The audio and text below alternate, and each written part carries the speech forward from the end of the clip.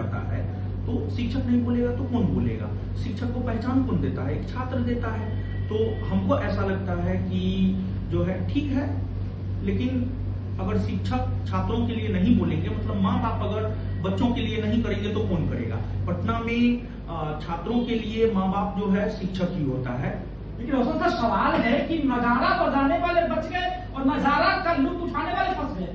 हाँ, देखिए इसमें जो केस दर्ज हुआ है 28/2/2025 को केस दर्ज हुआ है, और इससे ठीक 9-10 दिन पहले जो है, मतलब 3 दिन तक आंदोलन चला और बीपीएससी जैसी संवैधानिक संस्थान के छवि को धूमिल करने का काम किया गया और क्या क्या नहीं बोला गया, लेकिन उनका नाम नहीं है क्योंकि वो सत्ता के साथ है, सरकार के चाटुकार हैं, इसी वजह से उनका नाम नहीं है। मतलब ये नोटिस तो इस सवाल का जवाब है, मतलब बच्चों को लगता है कि ये हमारे लिए मसीहा है।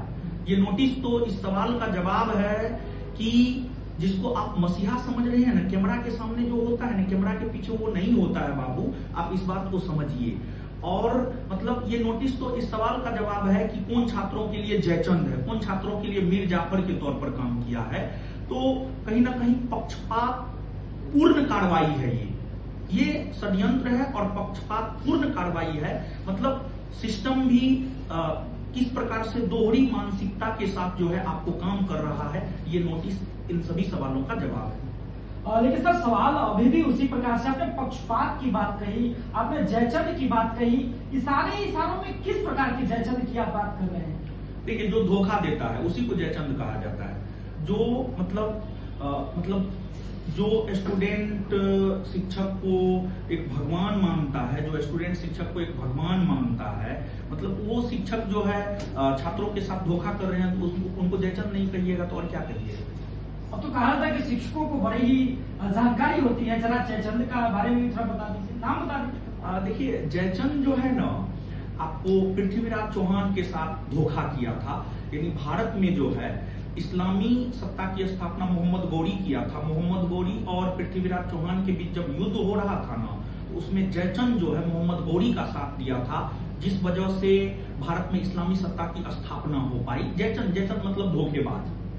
रोशन आनंद सर, हजारों छात्रों को उनका भविष्य सुधारने वाले के ऊपर आरोप लगा है, 20 मई को बुलाया गया है, तमाम लोग पहुंचेंगे, कितना तकलीफ पहुंचा आपको इस चीज में? देखिए, आरोप किसके ऊपर लगता है पता है? जेल कौन जाता है पता है?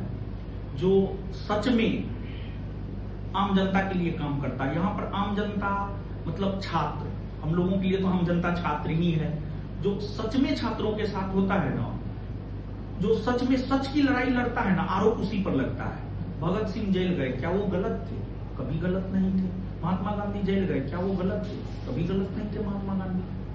लेकिन जेल गए तो क्या वो मतलब खराब व्यक्ति हो गए? नहीं।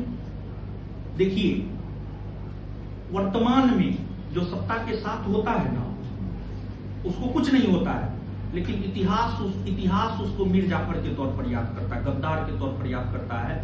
जब भी इतिहास लिखा जाएगा ना, तो रोशन आनंद को गद्दार के तौर पर याद नहीं किया जाएगा, पॉजिटिव वे में रोशन आनंद को याद किया जाएगा। लेकिन जिसने छात्रों के साथ गद्दारी की है, उनका जब इतिहास लिखा जाएगा तो निश्चित तौर पर एक बात का जिक्र होगा कि 70वीं बीपीएससी में किसने छात्रों के साथ दगा किया।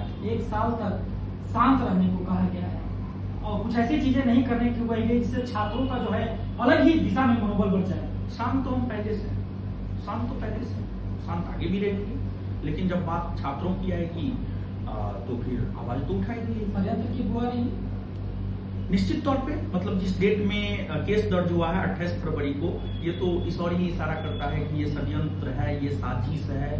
मतलब जेन्युइन शिक्षकों को जो है के मुंह को बंद करवाने के लिए ये एक साजिश है। आम जनता या छात्रों के साथ तो कोई छात्र तो कोई षड्यंत्र करेंगे नहीं आपके साथ, क्या लगता है कौन है षड्यंत्रकारी?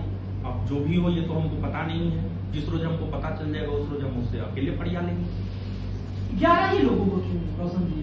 हाँ, ये भी एक सवाल है कि जो है 11 लोग, उसमें भी शिक्षक हैं, जबकि उस आंदोलन में तो मतलब तेजस्वी यादव से लेकर के, यानी बिहार में विपक्ष के नेता से लेकर के देश में विपक्ष के नेता राहुल गांधी तक आए, लेकिन नोटिस सिर्फ 11 लोगों को ही क्यों? ये अपने आप में एक सवाल है।